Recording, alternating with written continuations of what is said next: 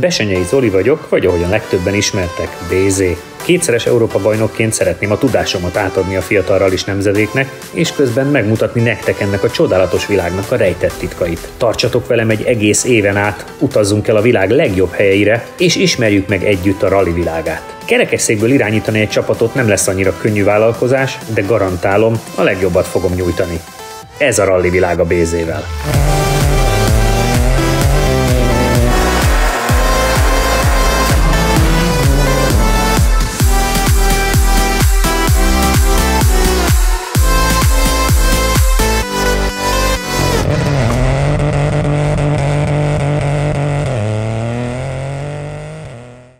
Partnerünk a Hedo Kft. Az út, ami összeköt.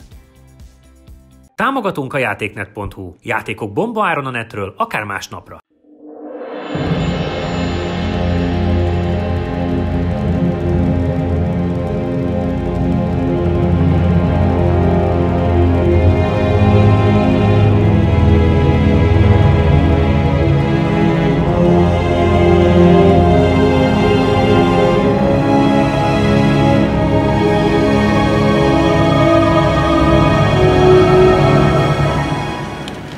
Sziasztok! Itt vagyok Bakonyán, Orfűtől nem messze, és tudom, hogy nagyon sokan érdeklődtök a rally iránt, és idén egy olyan projektbe fogtam, illetve kerültem bele, hogy végig fogom kísérni egy fiatal versenyzőnek az egész évadját, és ezáltal természetesen ti is végig kísérhetitek.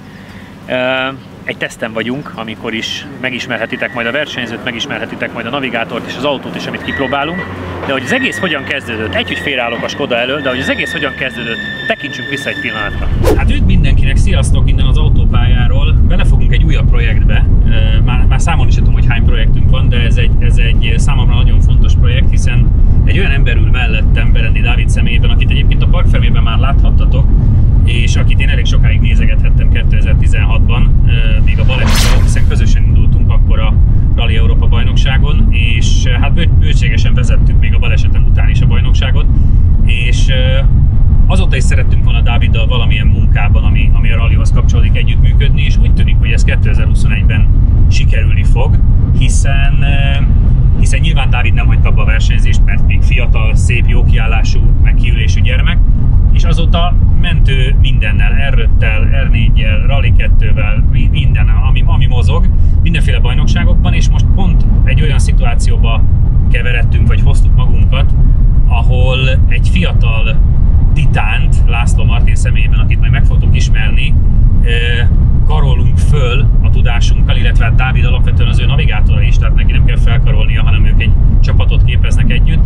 Én vagyok az, aki beszáll kívülről ebbe a projektbe, mint edző, tanácsadó, coach, meg Zoli, akit arrébb lehet tolni. És igazándiból ezzel a sorozattal azt szeretnénk nektek megmutatni, hogy egy külföldi bajnokságot végigcsinálni, meg az egészet kialakítani, meg túl lenni rajta, az mekkora feladat, hogy ez nem egy ilyen gyerecipó hambekaplak sztori, hanem mennyi munka van vele. Az év elején vagyunk, elmondhatjuk, hogy márciusnak is az elején, amikor már gyakorlatilag kész tervekkel kell előállni ahhoz, hogyha te bármilyen bajnokságba szeretnél ténylegesen labdába rúgni, és nem csak bohockodni mész oda egy-két versenyre. És ehhez, hogy el tudja dönteni, hogy egyáltalán külföldön hol, miként, mivel, kivel, melyik csapattal, és még 1000 millió kérdés fog felmerülni versenyzel, ahhoz nagyon-nagyon sok researchre, nagyon sok előre eldöntendő kérdésre, meg kutatásra van szükség. Azért van a Dávid ölében egy iPad, mert van rajta egy olyan táblázatunk, amit nyilván Lackó így félig meddig hátulról meg tud mutatni, amiben szerepel az általunk megálmodott összes lehetőség. És akkor itt átadom a szót a Dávidnak, hogy miket néztünk át, hogy egyébként ma egy fiatal csapat a külföldre szeretne menni, milyen opciói vannak, hol lehet versenyezni, aztán nyilván majd nagyon sokszor szóba fog kerülni, hogy mennyi pénzért, de egyőre csak azt fussuk át, hogy mik azok az ötletek, amik eszünkbe jutottak. Mesélj, Dávid! Én arra emlékszem összességében, hogy az első emlékem erről az egész projektről, ami veled most kialakult, az ott kezdődött, hogy a Martinnal tavalyi évben eléggé hektikusan sikerült a versenyzés, azért mert neki volt akkor egy fix navigátor, illetve 2 is ment egyel az Európa-bajnokságon, illetve volt olyan, akivel a Magyar Bajnokságban is versenyzett, de sose tudta úgy összeegyeztetni a dolgokat, hogy egy konkrét bajnokságban, egy jól felkészült projektben vegyen részt. Ahogy elkezdtünk együtt versenyezgetni, megcsináltunk egy pár futamot, köztem meg is nyertünk egy futamot, úgyhogy a Martin nem indult az összes magyar bajnoki futamon, így is bajnoki második helyezettek lettünk, és ami nagyon nagy öröm volt, hiszen a Sauer Gergő végzett előttünk, akit tudjuk, hogy Magyarországon valamilyen szinten ő is egy tini titánként kezdte a pályafutását, és ebből ült át most egy egyenlőtösbe. És mögötte másodiknak lenni, úgyhogy egy ilyen csonka évet csináltunk, ez egy nagyon jó leső érzés volt, és azt is aláhúzta, hogy nem dolgozunk rosszul együtt. És a Marti mindig kérdezgetett, Dávid, mi lesz jövőre, mit csináljunk? Ő nagyon szeretne külföldi futamokon is menni, de szeretne eredményt is elérni, és láttam azt, hogy amivel amúgy szerintem nagyon sok fiatal és kezdőpilóta szenved, hogy maga a karriertudat az nagyon nehéz ebben a rally sportban, a jelenlegi helyzetben. Tehát nincsenek meg feltétlenül azok a lépcsőfokok, amiből utána egyenes út vezet a következő lépcsőfokra, és fel tudsz jutni a tetejéig. Ez szerintem, de ezt te is látod, és ti is beszéltetek már róla sokat a Parkfermébe is, hogy azért nagyon nehéz elkezdeni és finanszírozni, végigtolni, és most nyilván Magyarországon még a büdzsé általában szorosabb is, mint külföldi pilótáknál. Úgyhogy úgy gondoltuk, hogy ehhez viszont kell egy szakértelem, akit szeretnénk ehhez biztosítani, és akkor kerestünk meg téged. És most még adódott egy olyan lehetőség, hogy kipróbáltunk majd egy autót is, ami lehet, hogy azt fog eredményezni, hogy az eddig jól megszokott Ford Fiesta Rally 4-ről váltunk, de még nyilván nem akarunk ezzel kapcsolatban semmiféle olyan dolgot prognosztizálni, ami nem biztos, mert lehet, hogy nem fog tetszeni nekünk. Úgyhogy ez az alapállapot. Nagyon sok olyan új bajnokság van, és te is említetted, akár VB, akár EB szinten, amik márkakupák, vagy márkák úgy támogatják őket, hogy megéri azzal menni, hiszen csatlakozhatsz, ha gyors vagy elő vagy, akkor csatlakozhatsz egy márkához. Itt van a Toksporttal ugye majd a Rally EB-be a Rally 5-ös Clio-ra épülő, de itt van egy Junior VRC program, amikor gyakorlatilag az M-Sportnak kerülsz be az égisze alá.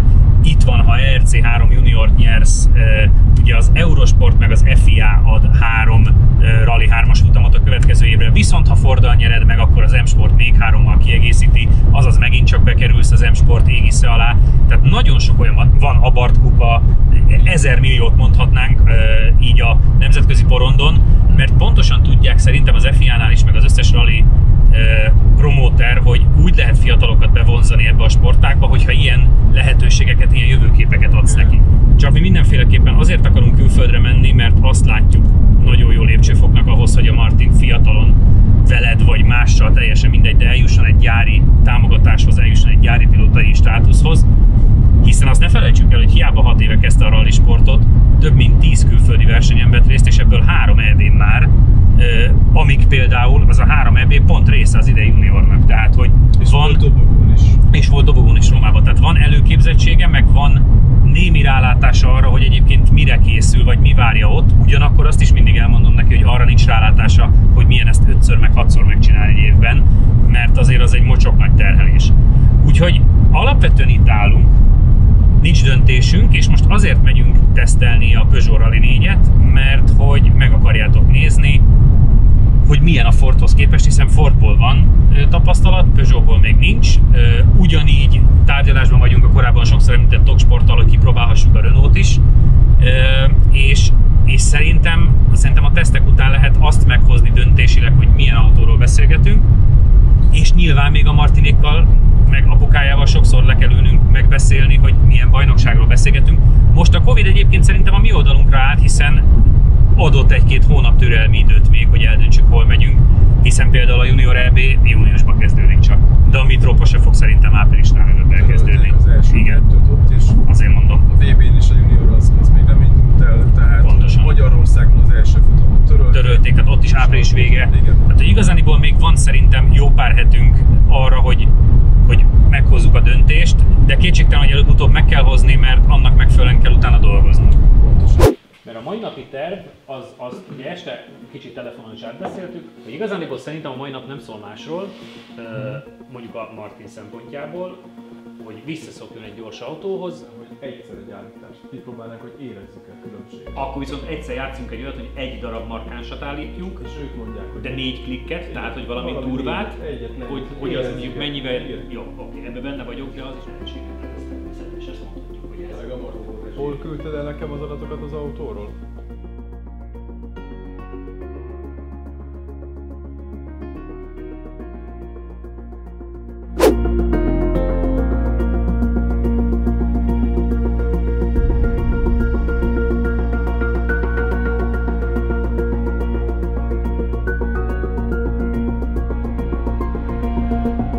Zoli bácsi, azt szeretném megtudni, hogy egy olyan csapatnál, ami világbajnokságot, Európa-bajnokságot megjárt, és nagyjából a minden sarkon van egy erőttje, miért fontos, hogy legyen Rally 4-es autó, és miért vásároltál be? Tök kíváncsi vagyok.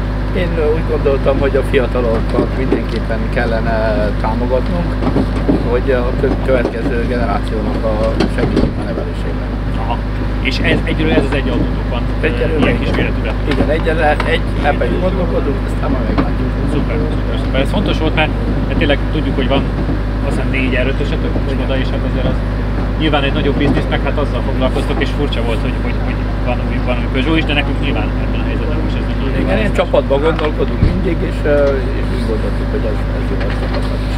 Bérbeadásban egyébként ezt az autót is inkább a nemzetközi porondra tervezett, nem Magyarországon. Ugye? Hát igen, meglepően, hogy bejelentettük, hogy van egy autó, nagyon-nagyon sok megkeresésük volt, és tényleg jó is hallottuk már, tényleg nem tudott több beszélni autót, mert elfogyott már a szabad hely Peugeot-ban is.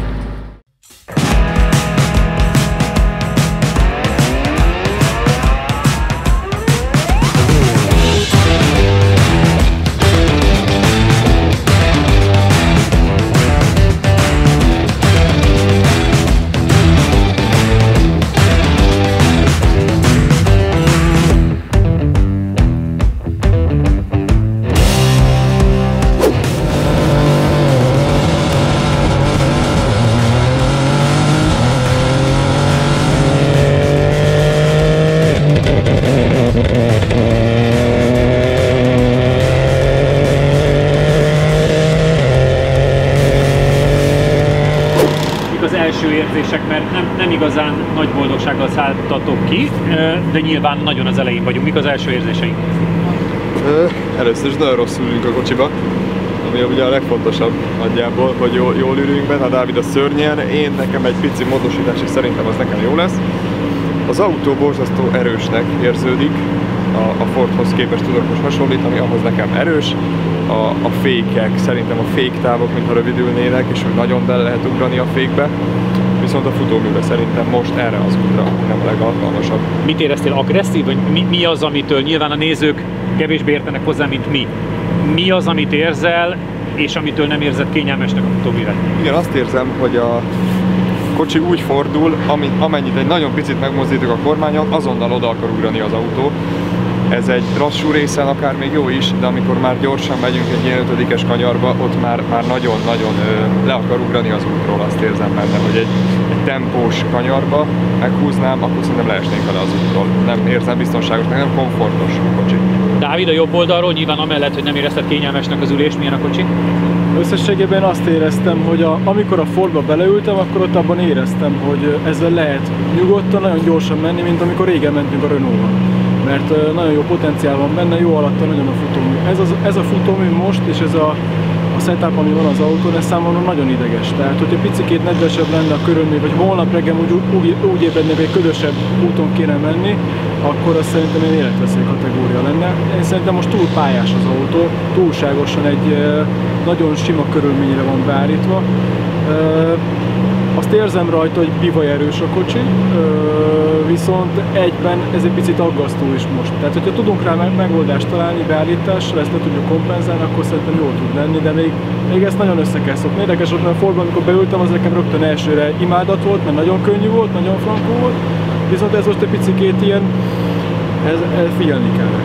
Most, hogy értsétek, mi következik, szakmailag természetesen az üléseken állítunk, hogy kényelmes legyen, és változtatunk a futómű beállításon, a gátlóknak a keménységén egy markánsat, ezt egy ilyen 4-5 klikk, ez szakmailag azt jelenti, hogy mondjuk mint hogyha az utcai autóra áttennénk egy teljesen másik gumit, másik összetételű, tehát egy markánsat változtatunk puhító irányba, hogy ne legyen annyira agresszív a kocsi, magyarul könnyebben fog tudni rádőlni a kanyarokra, ezáltal a Martin nem annyira agresszívnek fogja érezni. Meglátjuk, hogy ez a markáns változtatás milyen irányba, vagy javít-e annyit, hogy ez nekünk megfelel. És ha igen, akkor valószínűleg még fogunk lépni a puha irányba, és elmegyünk egészen addig, amíg azt nem mondja, hogy most már annyira dülöngélős, hogy nagyon utcai autós. Hiszen ezt a szintet kell valahol megtalálni, de ugye itt még a gátlón van háromféle állítási lehetőség, meg háromféle rugószettünk is van a kocsihoz, most a közepes van rajta. Egyelőre gátlókkal fogunk játszani, és megnézzük, hogy változik. Meg ugye még egyet mondtatok még kamerán kívül, hogy a gázreakció nagyon agresszív. Azzal nyilván nem tudunk mit kezdeni, de ugye 4 program van a kocsihoz, és rögtön a legagresszívebb ALS programon használtátok. Szintén elmagyaráznám, hogy ugye itt arról szól a történet a turbós motornál, hogy ahogy elveszi a Martin a gázt, akkor az el nem égett üzemanyag fölrobban a kipufogó rendszerben, és ez a turbonyomást állandóan magasan tartja, ez van, ilyenkor ropog az autó gyakorlatilag, ezt elrötnél, rallinézni, mindenhol halljátok, hogy durog, mint az anyja. Na ez a rendszer, ez 4 szinten állítható, hogy mennyire agresszív legyen a kocsi, és nyilván a Martin a legagresszívebbet használta, viszont így állítólag kurva agresszív. Ezen meg én a helyetekben azt csinálnám, hogy azért megpróbálnám a 3-as meg a 2-es programot is egy-egy körre, hogy mennyivel gyengül a sztori, meg a kocsi összképe mennyire gyengül. Mert lehet, hogy az lesz a megoldás, hogy ilyen felületen nem 4-es ALS-sel kell menni. Ezt azért tudom, mert mi is a Dáviddal nem a fullon használtuk a Renault nagyon sok esetben. Nyilván egy nagyon jó francia vagy nagyon jó spanyol aszfalton, ahol nem számít semmi, és állandóan nagy kanyarból kell kigyorsítani, ott kell a nagy ALS, de lehet, hogy az majd 4.-5-ben elég lesz a 3-as vagy a 2-es program, tehát mindenképpen próbáld ki, mert az fogja tudni változtatni a gázreakciót. Jó? Akkor ez a következő lépcsőfok.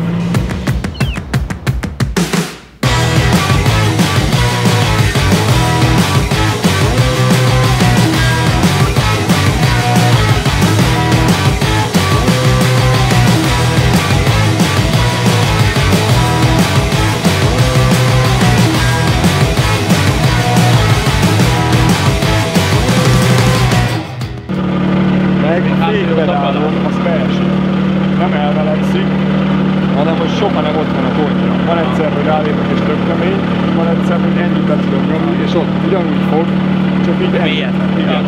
Viszont most aránytalanul pojítsunk, most csak a hátulján változtassuk. Igen, elő 37, hátul 28 pont. Akkor lehet, hogy a hátulját is 37 pontra kéne tekerni, Én azt mondom, hogy én 4-et kattintanék, igen. De most csak a percet. Értem, nem támaszkodik, hanem el. Igen, de most csak a hátulján változtatunk. Na, elment egy újabb kör, és nagyon kíváncsi vagyok a fiúk véleményére, hogy a puhításnak milyen hatása lett. Hiszen előkészítettük többek között a legpuhább rugószettet is, és az is egy nagy kérdés, hogy azt érdemes-e berakni, mert ugye, hogyha még a rugókat is lepuhítanánk, akkor még egy nagyon markánsat puhítunk az egész autón. De hát először halljuk a pilóta véleményét, hogy a körbepuhítás az mit okozott. Milyen lett, Martin?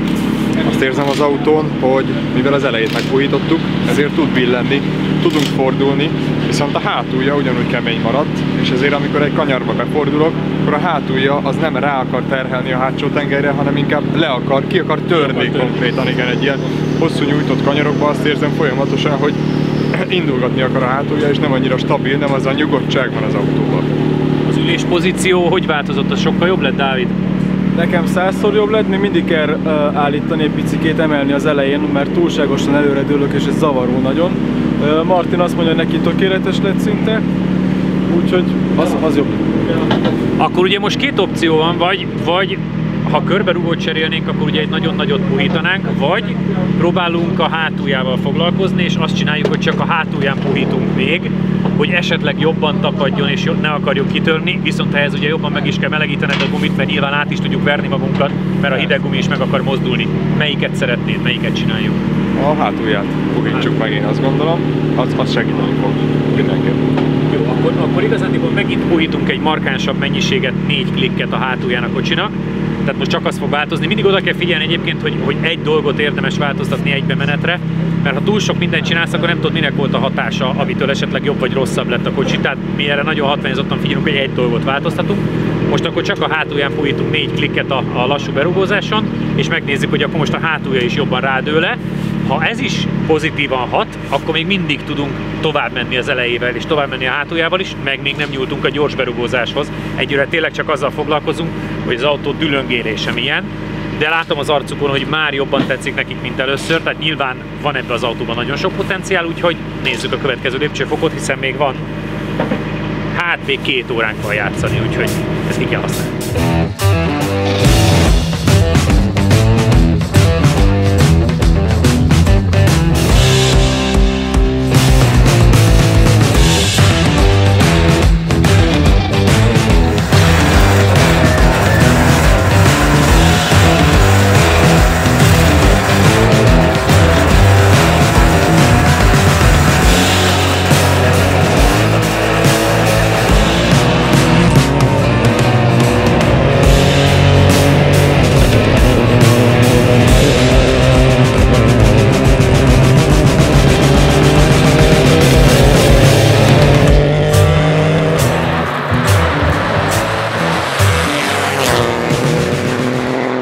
Mi a legújabb változás most, hogy csak a hátulján módosítottunk? Mit érzel? Nagyon nagy dolgok, mint hogyha nem is történtek volna az autóval igazából. Amit vártam tőle, az nem történt meg, az az érzés. Nem tudom. Fura. Ne próbáljuk meg a rugót? Most van egy állításunk, hogy a Top Zoli azt mondta, hogy állítsunk 1 centit a hátulján, tegyük magasabbra, hát ha stabilabban fog viselkedni az úton. Szóval az volt az érdekes, hogy ekkora kattintás szám, szinte nem tudtuk megállapítani, hogy ez megtörtént. Az baj, mert azért a 4-et kattintunk, annak azért tudod, annak kéne legyen értéke, tehát ha abból nem éreztek semmit, az nem jó hír. És a legelső menésünk és az utána között volt egy drasztikus különbség, most meg semmi szinte. Igen, most ugyanolyan, mintha az ugyanaz lett volna a setup a kocsin. Nem tudom. Fura. Nézzük meg akkor azt, amit a Zoli ajánl, de ha megint nem éreztek változást, akkor én lehet, hogy belerakhatnám legalább egy tesztereig a puha rugót, mert az biztos, hogy fog változást okozni. De maga a körülmény meg nem indokolná, tehát hogy annyira, ez az út ez nem indokolja. Tudod jó, hogy a magyar aszfaltra, amikor idejöttek a francia mérnökök, akkor felröhögtek és hozták a Murva futóművet, már 15 évvel ezelőtt is, tehát ez csak nekünk tunik aszfaltnak, tehát elképzelhető, hogy a francia autónak a puha rugó kell. Nézzük meg a magasságemelést, de az igazándiból csak a hajtáson fog javítani az én olvasatomban, mert még jobban rádöntjük az elejére, még jobban fog tudni fordulni. Az a hátulja tapadást nekem nem oldja meg, de kíváncsi vagyok, hogy mit mondtok. A puha rugó az megváltoztatná meg, nem biztos, hogy oldja, de az egy komolyat változtatna, de nézzük meg akkor ezt a kört. Menjetek megint akkor 2-t ezzel az emeléssel, és akkor utána megnézzük. Jó.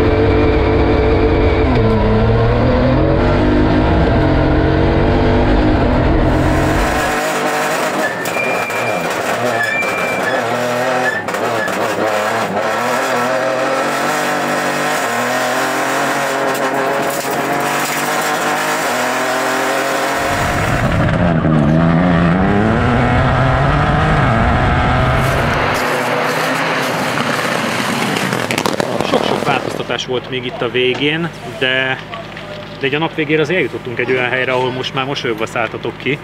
Ugye a legvég, amit a nézők nem tudnak, hogy még akkor a puha rugót berakadták hátra, és ezzel is gyakorlatilag ugye javult a vezethetőség, viszont már kezdtél átesni a ló túloldalára. Ezt ebben a pillanatban éppen egy belső kamerás felvételen láthatjátok, hogy voltak azért megcsúszások, de cserébe azt is le lehet kezelni. Mi a konklúzió a futóműről? Nagyon jó változtatásokat tudtunk csinálni végig, bármelyik irányba mozdultunk, szerintem mindegyik jó volt. A Zoli bácsinak az ötleteit tudtuk hasznosítani, és azt gondolom, hogy erre az útra szerintem egy nagyon jó kocsi lenne, de hát nem ilyen utakon tervezünk versenyezni, úgyhogy sokat kell még dolgozni az autóval. Valóban a végére már egy kicsit bátorodtunk, és azt gondolom, hogy már próbáltunk átmenni mindenen, de tetszik összességében. Dávid, te is gyakorlatilag csak olyan autóban nem ültél, amit még nem találtak ki, viszont ebben most ültél először. Az elején te se voltál boldog, de most már egy ilyen, ha nem is örömöd, de egy erős megnyugvást látok az arcodon, jól látom? Hát én mosolyogtam, amikor kiszálltam most a végén, mert vannak azok a pillanatok, tudod, te is teszteléskor, amikor azt kell mondani, hogy vége van. Az mondjuk az előtte körbe lett volna, de most ez így jó volt, hogy még ezt is lepróbáltuk, hogy volt benne olyan szituáció, ami necces volt.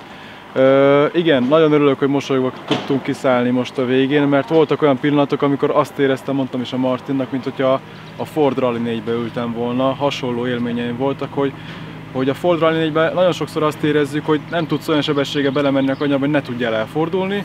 Itt nekünk az elején az volt a probléma, hogy nem tudtunk olyan sebességgel menni, ne éreztük volna azt, hogy nem esünk le az útról. És most úgy érzem, hogy sikerült megtalálni egy olyan viszonylag gyorsan egy olyan setupot, amiben meg tudunk jobban bízni. Március közepe van gyakorlatilag, a döntést még nem kell meghozni, de mindkettőtöken azt látom, meg igazándiból az egész napon a nézők felé is azt kommunikáltuk, hogy nem is tudnánk még meghozni a döntést, mert egy remek tesztnapon vagytok túl, van info a Peugeotról, de nem az lett, hogy úristen, Peugeotval kell menni, mert itt ez űrhajó. Jól látom, Martin? Jól érzem? Jól látod, igen. Ugye egy új csapattal is dolgozunk, akiken azt látom, hogy egy kiváló munkát végeztek, és szeretnék ezt az egészet, és ők is mindenki, bármilyen kérésünk volt, azonnal ugrottak, és csinálták, és segítettek. Úgyhogy az mindenképpen a jó döntés volt a csapatválasztásunk. Az autó, igen, még hadilában áll bennem ez, hogy mi lesz. Tetszik ez is, tetszik az is, kell még ülepedjen bennünk, és szerintem jó döntést fogunk hozni mindenképp. Következő műsor arról fog egyébként majd szólni, csak hogy spoilerezzek. Hogy valószínűleg meg kell hoznunk a döntést, mert egy ilyen 3-4 héten belül szeretnénk a következő adást elétek tárni. Amikor is főleg arról lesz szó, hogy itt azért nem csak a kormányt kell tekergetni. Tehát Martin éppen angol órákra jár, mi a Dáviddal szállásokat foglalunk, meg készülünk elő, meg kapcsolatot tartunk Eurosporttal, rendezőkkel, stb. Én még az FIA-val is ráadásul, Martin edzésekre jár, elkezdünk még itinerrel foglalkozni, pályafeldolgozásokkal, tehát nagyon sok olyan aspektus megpróbálunk majd megmutatni, hogy hogyan készülünk föl, és azért mondom többes számban, mert nem csak ők, hanem nyilván én is, meg mindenki a csapat körül, hogyan készülünk föl egy majd később meghatározandó szezonra, hiszen még azt sem tudtuk pontosan megmondani, hogy a külföld hogy lesz, úgyhogy tartsatok majd akkor is velünk, hiszen van még itt mit bemutatni, meg van még itt mit eldönteni, de tényleg azt gondolom, hogy egy nagyon produktív napon voltunk túl, úgyhogy skacok, csak így tovább. Megyünk előre. Sziasztok!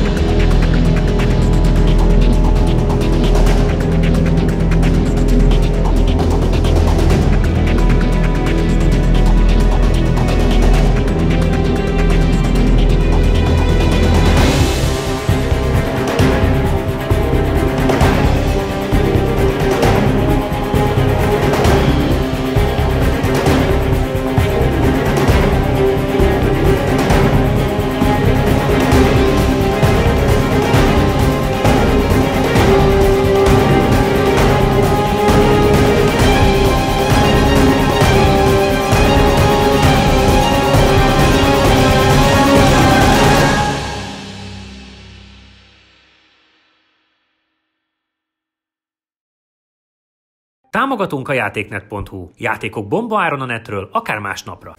Partnerünk a Hedó Kft. Az út, ami összeköt.